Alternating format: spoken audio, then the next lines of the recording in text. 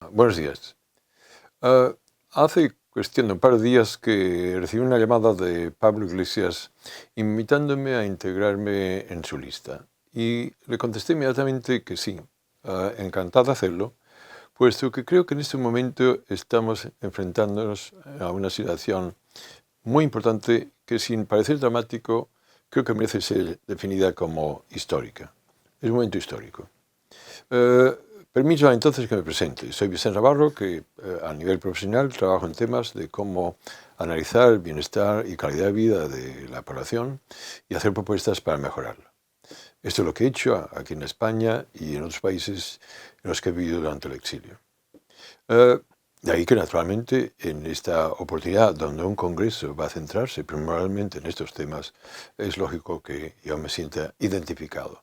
Pero hay otra razón, que es mi edad, 80 años, y la experiencia que he tenido en nuestro país y en otros países en esa lucha para mejorar la calidad de vida de las clases populares. Y es importante que seamos conscientes de que tenemos una enorme responsabilidad. ¿De dónde deriva esa enorme responsabilidad? Precisamente por ser herederos de muchas generaciones que han luchado para llegar a este momento. No comenzamos la historia en hora cero. Hay muchas otras generaciones que han estado luchando para que alcancemos este momento. Estoy refiriéndome a nuestros padres que perdieron la guerra defendiendo una república con un proyecto de mejorar la democracia, la justicia y la solidaridad en nuestro país.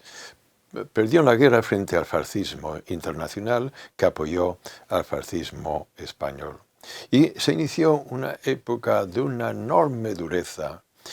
Fue una de las dictaduras más crueles que existieron en Europa. Por cada asesinato político que hizo Mussolini, Franco hizo 10.000. Nunca tenemos que olvidar aquella situación.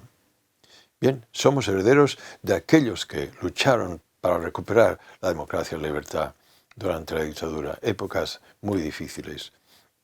Yo recuerdo en los años 50 en las calles de Barcelona a finales, cuando en cierta manera se inicia ese movimiento de resistencia antifascista en Cataluña y otros movimientos semejantes a lo largo de España.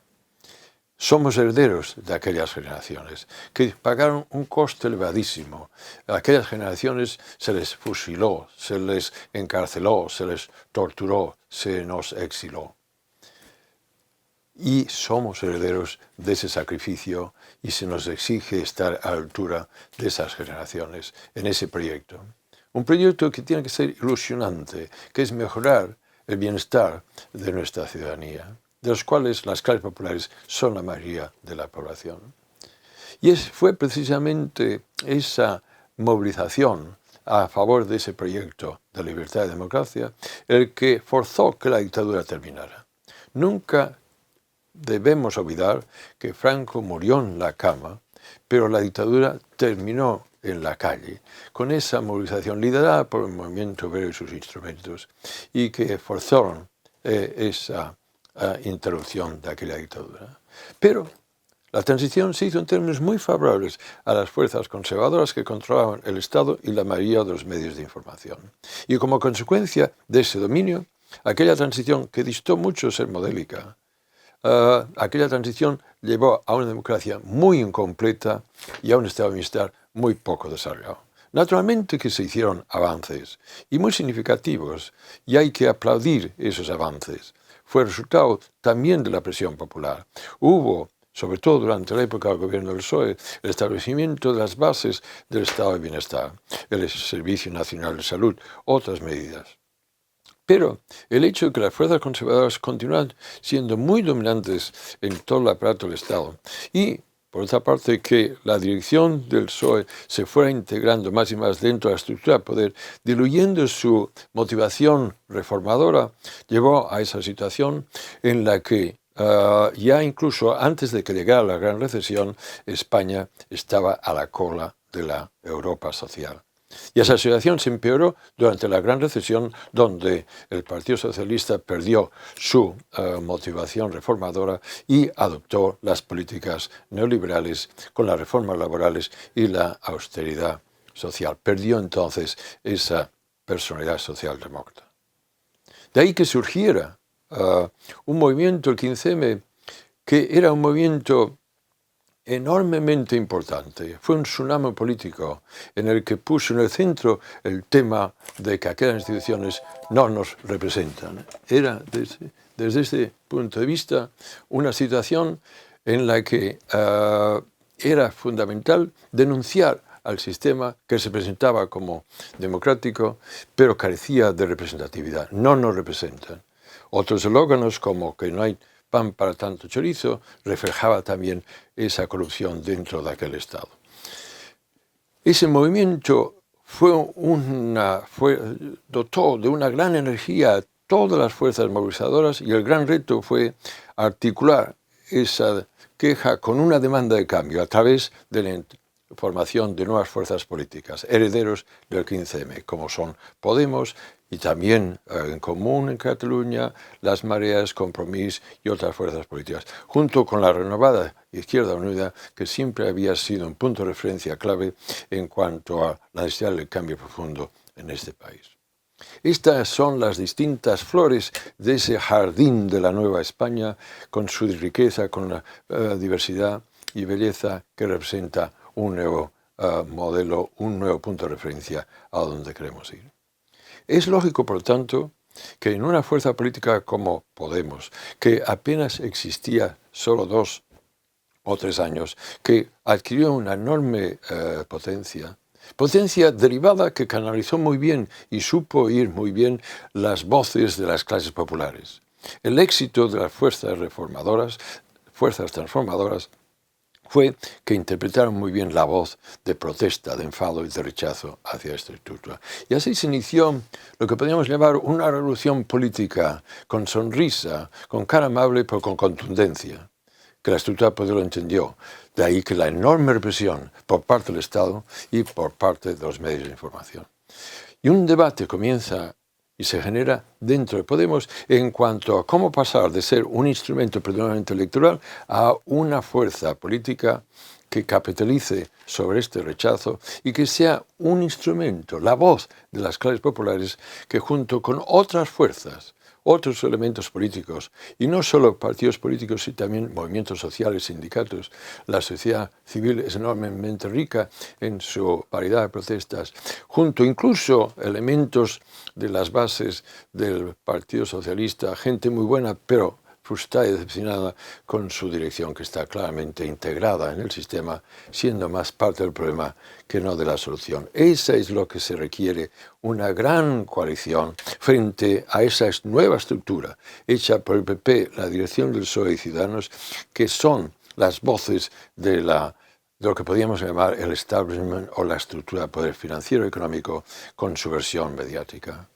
Es ese debate que ha estado tomando lugar dentro de Podemos de una enorme riqueza.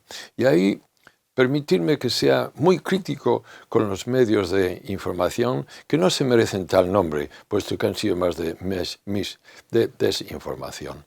Se han presentado esos debates sobre los méritos y otros méritos, debates, por cierto, que han ocurrido en otros países en otros momentos históricos y que son necesarios en un momento de gran transformación. Entonces, se han presentado, banalizado como si fueran conflictos entre personalidades. Se ha personalizado esos debates hasta unos niveles que se notaba como una mera lucha por poder. Era y es una enorme trivialidad con el objetivo de intentar destruir a Podemos y a su dirección. Es ahí que tiene que denunciarse ese comportamiento, porque esa riqueza se va a expresar en este Congreso. Y es ahí donde en ese Congreso habrán opiniones distintas. Y ahí sí que hay que intentar encontrar elementos en común. Claro que la vía parlamentaria es necesaria y nadie está opuesta, antes al contrario a ella. Pero demos cuenta que estas instituciones son enormemente limitadas y están muy controladas por el adversario. Y estoy hablando de todos los aparatos del Estado. Claro que hay que luchar dentro de aquellas estructuras. Fundamental. Hay que conseguir llegar al momento que se pueda gobernar España. Nadie tiene dudas sobre ello. Pero no va a ocurrir a no ser que haya también una movilización que se base en la riqueza y la pluralidad de las clases populares y que en su propia autonomía, sin estar instrumentalizados, repito, por los partidos políticos, estén en coalición con estas distintas fuerzas presionando para ese cambio. Y es ahí que en ese aspecto, permitirme que haga ciertas observaciones que llego a ellas resultado de la experiencia que me da la edad. Es fundamental que haya mucha generosidad, mucho compromiso. Nunca tenemos que olvidar que nuestra base, si intentamos tener el honor de ser la voz de esas bases, las clases populares se nos exige un gran compromiso que conlleva una capacidad de sacrificio y generosidad. Recordar lo que me refería a las generaciones anteriores, un enorme sacrificio. Hay que hacer un sacrificio sirviendo a esas clases populares, de los distintos pueblos y naciones de este país, para transformar este país, para que se consiga ese bienestar y calidad de vida que las clases populares se merecen. Son ellas las que crean este país, son ellas las que han sostenido este país y son ellas las que no están recibiendo el bienestar que se merecen. En ese servicio es fundamental que nos guíe ese compromiso y permitirme incluso utilizar una expresión que creo que es fundamental, que se llama el amor fraternal, compañeras y compañeros, hermanos y hermanas. Es fundamental que haya un amor fraternal que nos sostenga en esa lucha que va a ser una lucha enorme, ya lo es.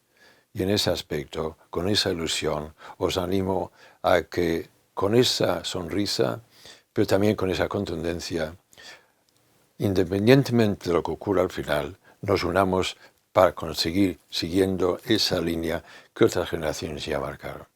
Así lo espero y seguro que así ocurrirá. Un fuerte abrazo a todos y a todas.